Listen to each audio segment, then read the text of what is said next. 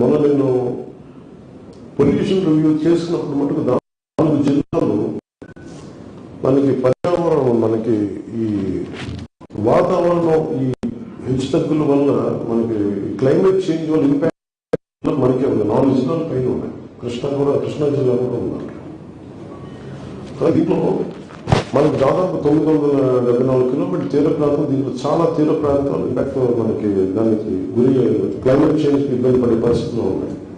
నీళ్ళు భూమిని తీసేసుకుంటాం కొన్ని ప్రాంతాల్లో.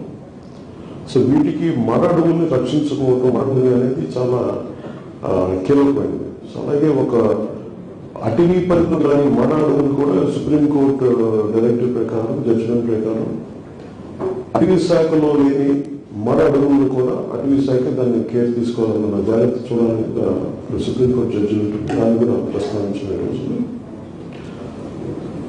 అలాగే మనకున్న రిజర్వ్స్ ఏంటి, అలాగే ఎండేంజర్డ్ స్పీషీస్ ఎక్కడ ఉన్నాయి. ప్రత్యేకించి మనకి ఆ క్యాట్ ఏం క్యాట్ ఫిషింగ్ క్యాట్ మ్యామ్ అదేంటది, అది మన ఏ రిజర్వ్, అది రిజర్వ్ ఏంటి, ఏ రిజర్వ్?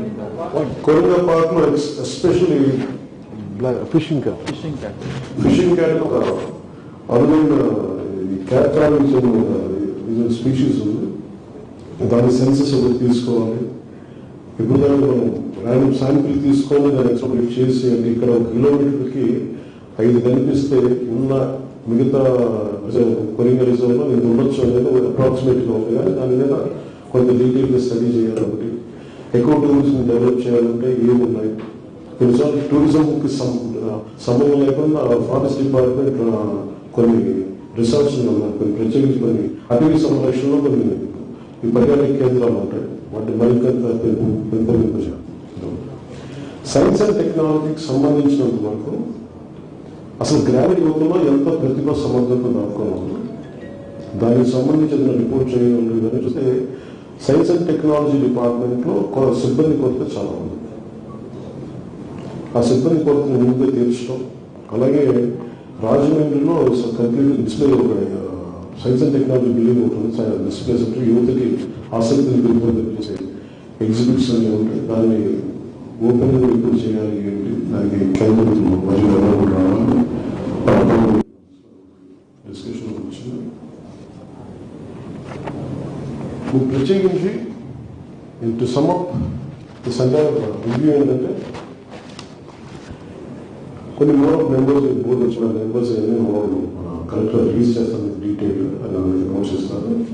మీకు జరిగిందని చెప్తాను. But in principle the review యొక్క ముఖ్య ఉద్దేశం అంటే వీఆర్ అవైలబుల్ ఫర్ పీపుల్.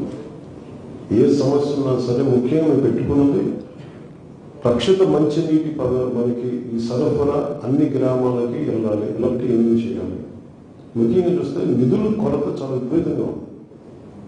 గత ప్రభుత్వం చేసింది అసలు అడ్డగోలుగా డబ్బులు తీసుకుంటున్నారు కానీ పంచాయతీ నుంచి కానీ స్థానిక పన్నులు కలెక్ట్ చేస్తారు కానీ మళ్ళీ తిరిగి వాళ్ళకి ఇవ్వాల్సిన విధంగా వాళ్ళు తిరిగి మ్యాచింగ్ గ్రాంట్స్ ఇవ్వట్లేదు.